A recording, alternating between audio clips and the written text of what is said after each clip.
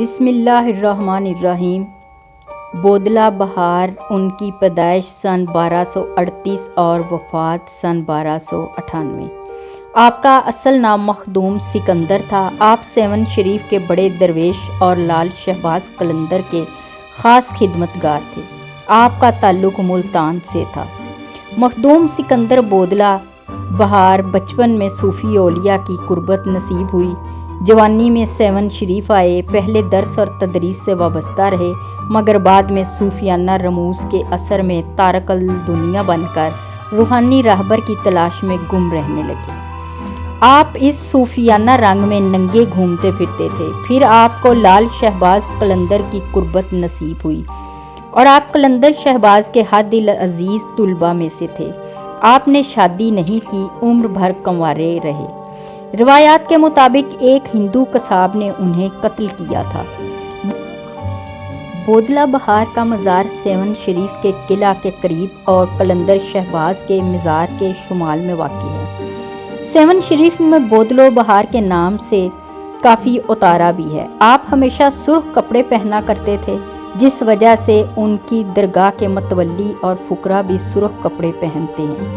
بودلہ بہار کے مزار کے فقراء روزانہ پاؤں میں گھنگرو پہن کر دھمال ڈالتے ہیں۔ ایک مشہور روایت ہے کہ جہاں قلندر شہباز کا مزار واقع ہے، اس کے قریب ایک قلعہ ہوا کرتا تھا اور سیوستان پر راجہ چوپٹ کی حکومت تھی۔ چوپٹ کے ظالمانہ اقدامات سے عوام الناس سخت بیزار تھے، چونکہ وہ ایک ہندو راجہ تھا۔ اس کے باوجود مسلمانوں کے ساتھ ساتھ ہندوؤں کو بھی ظالمانہ کارروائیوں کا نشانہ بناتا تھا۔ انہی ایام میں لوگوں نے بادشاہ کو بتلایا کہ ایک مجذوب قلندر شہباز کا دیوانہ ہے اور اس کو ساری دنیا میں لال شہباز قلندر سے زیادہ کوئی عزیز نہیں۔ بادشاہ کو شدید غصہ آیا کہ میرے خلاف لال شہباز کے حق میں نعرے لگانے والا کون ہے۔ اس نے مجذوب کو اپنے پاس بلایا اور کہا، کیا تم ہی نعرے بلند کرتے ہو؟ راجہ چوپٹ کو اس مجذوب نے جواب دیا، میرا مرشد لال سائیں ہے۔ یہ کہہ کر مجذوب شخص نے دیوانہ وار نعرے لگانے شروع کر دیے۔ راجہ چوپٹ نے معلوم کیا کہ اس کا نام کیا ہے تو اس کو بتایا گیا کہ اس مجذوب شخص کا نام سکندر بودلہ ہے۔ راجہ چوپٹ نے کہا، قلندر کے حق میں نعرے لگانا بند کر۔ یہ سن کر بودلہ بہار کی آواز میں مزید شدت آ گئی۔ اس راجہ کی بد دماغی اپنے عروج پر پہنچ گئی۔ اس نے حکم دیا کہ مجھ سے بغاوت کرنے کے جرم میں اس مجذوب کو ذبح کر کے پکایا جائے اور اس کا گوشت کھا لیا جائے۔ ادھر ان کو ذبح کرنے کے بعد ان کو کھایا جا رہا تھا اور ادھر لال شہباز قلندر وارفتگی سے دھمال ڈال رہے تھے۔ لال شہباز قلندر معمول کے مطابق دھمال کے دوران بودلہ بہار کو پکارتے تھے۔ انہوں نے جیسے ہی ان کو پکارا، مختلف روایات کے مطابق جن جن لوگوں نے سکندر بودلہ کا گوشت کھایا تھا، ان پر عجیب و غریب واردات گزر گئی۔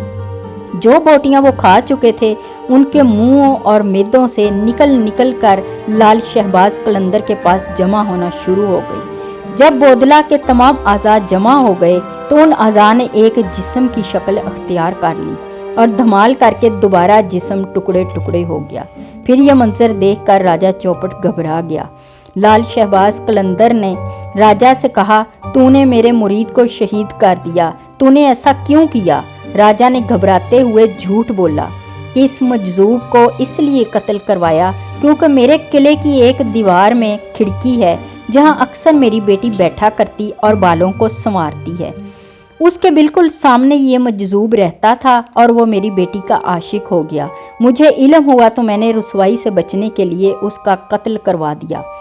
لال شہباز قلندر نے راجہ کو نصیحت کی کہ اس کا نتیجہ راجہ کو بھگتنا پڑے گا، مگر راجہ الٹا لال شہباز کو دھمکاتے ہوئے محل کی طرف لوٹ گیا۔